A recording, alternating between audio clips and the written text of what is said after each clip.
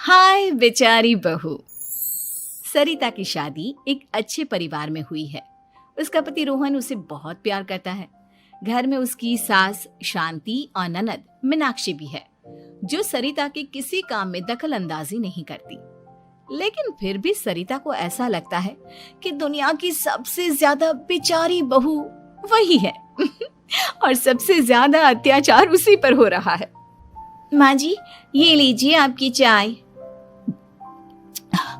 अरे बहू, तूने इतनी ज्यादा चीनी क्यों डाल दी चाय में? हाय हाय माँ जी, मैंने तो उतनी ही मीठी बनाई है जितनी मीठी आपको पसंद है। माँ जी, आपको तो मेरे हाथ की चाय अच्छी ही नहीं लगती। जब देखो कुछ न कुछ कमी निकाल ही देती हो। अरे बहू, तू एक बात के पीछे ही पड़ जाती है।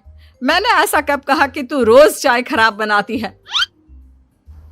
सरिता अपने कमरे में चली जाती है और फोन उठाकर अपनी माँ से बात करती है।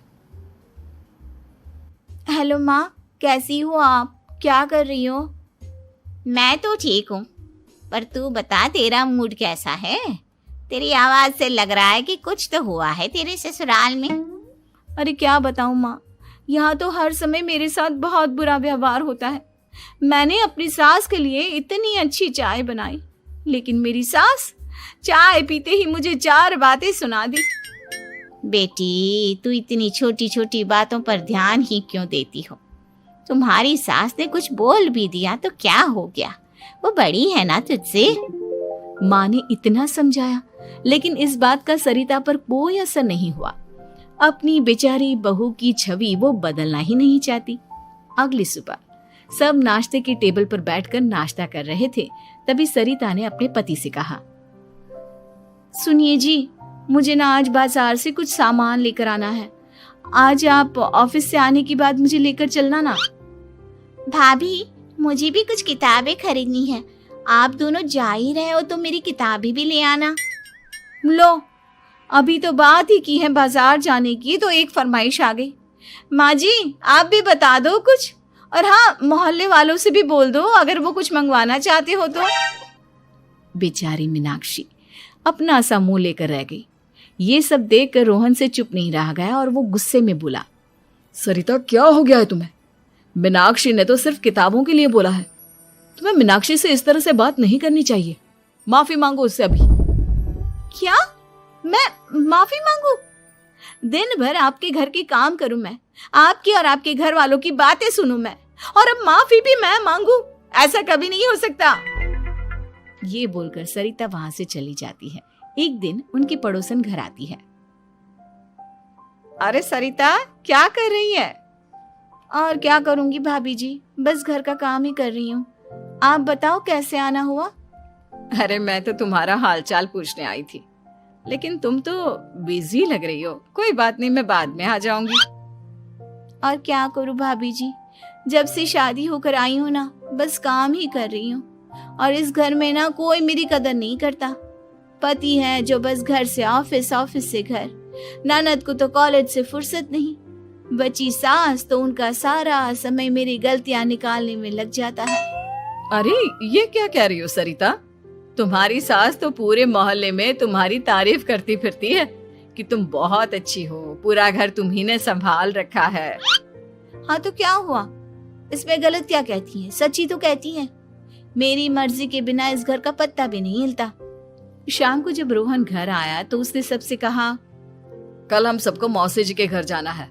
उनकी बेटी की शादी है। सब अपनी अपनी पैकिंग कर लो, सुबह होते ही निकल जाएंगे। और सरिता, तुम कान खोलकर सुन लो, वहां जाकर किसी की बुराई भलाई शुरू मत कर देना, नहीं तो मुझसे बुरा कोई नहीं होगा। हाय हाय जी, आप तो ऐसे कह रहे हो जैसे मैं सुबह शाम सबकी बुराई करती फिरती हूँ। आज तक कोई कह नहीं सकता कि मैंने किसी की पीठ पीछे किसी के बारे में कोई बुरी बात बोली हो तो। अरे बस बहू, बात को और ज्यादा आगे मत बढ़ा। हमें सब पता है तू हमारे साथ क्या व्यवहार करती है। ये बात घर तक रखना, शादी में किसी को कुछ मत बोलना, नहीं तो सब कहेंगे कि शांति की बहू कितना बोलती है। हाँ हाँ, सब कुछ तो मैं ही बोलती हूँ ना। आप लोग तो हर समय फूलों की बारिश करते रहते हो मेरे ऊपर। सारी गलती मेरी है जो मैं इस घर में आई। सबका कितना ध्यान रखती हूँ, लेकिन फिर भी मेरी तो आप लोगों की नजर में कोई कदर ही नहीं है। अगली सुबह सब लोग मौसी जी के घर पर चले जाते हैं। वहां पर शादी का माहौल होता है, सब जगह चहल पहल होती है, बहुत सारे मेहमान आए हैं। सरिता को वहां बहुत अच्छा लग रहा है। वो अपने मन में सोचती है, यहाँ कितना अच्छा लग रहा है, कितनी रौनक है। मैं यहाँ किसी से ज्यादा बात नहीं करूंगी।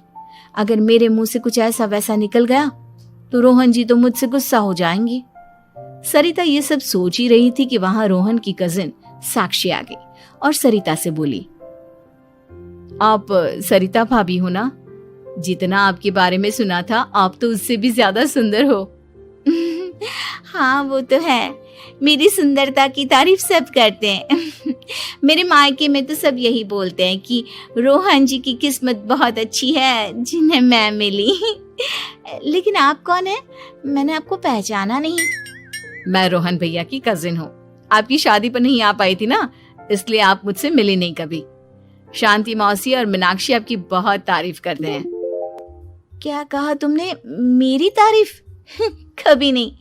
मेरे ससुराल वाले कभी मेरी तारीफ कर ही नहीं सकते। मैं इतनी अच्छी हूँ, मेहनती हूँ, लेकिन उन्हें तो मेरी कदर ही नहीं। सारा दिन घर का काम करती हूँ, फिर भी मेरी सास ना मुझे सुनाती रहती है और पति भी मेरी सास की साइड लेते हैं। ना कभी बाहर ले जाते हैं ना कहीं घुमाने। अगर घुमाने के लिए कभी बोल भी देना तो उनकी बहन बीच में आ जाती है। मैं कैसे रह रही हूँ उस घर में ये मैं ही जानती हूँ। सरिता की ये बातें सुनकर साक्षी को बड़ी हैरानी हुई। अब वो हर किसी के सामने अपनी बढ़ाई और ससुराल वालों की बुराई करने लगी। रोहन और शांति को सरिता पर बहुत गुस्सा आया, लेकिन वो चुप रहे। अगले दिन जब वो अपने घर पर आए, सरिता, तुमने क्यों सबके सामने मेरी इज्जत का तमाशा बनाया? तुमसे बोला था ना कि चुप रहना। अजी ऐसा भी क्या कह दिया मैंने जो इतना भड़क रहे हो? तुम जहां जाती हो अपना रोना शुरू कर देती हो, कभी किसी दूसरे की बात ही नहीं सुनती, बस अपनी कहती रहती हो। तुमने सबके सामने हमारा तमाशा बनाकर रख दिया है। हे भगवान, मुझे अपने पास बुला ले। जिस घर में मेरी कदर ही नहीं उस घर में मेरा क्या काम? अरे क्या करूंगी मैं यहाँ रहकर? जो भी आता है मुझे सुनाकर चला जाता है। मैं तो किसी से कुछ नहीं कहती। सीधी सादी बहू मिल गई है ना सबको, तो जो जी में आए वो करो।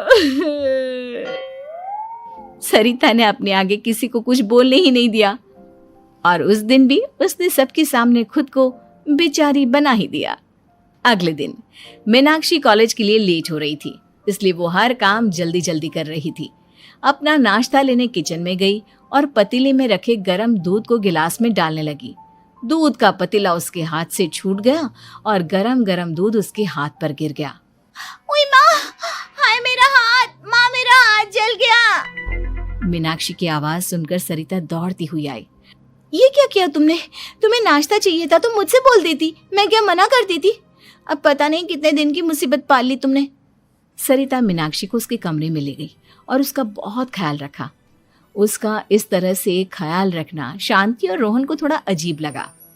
माँ, सरिता के दिमाग का भी कुछ पता नहीं। कल शादी में सबको इतना कुछ बोल कर आई है हमारे बारे में, और अब मीनाक्षी की कितनी अच्छी देखभाल कर रही है। ये ऐसा क्यों करती है?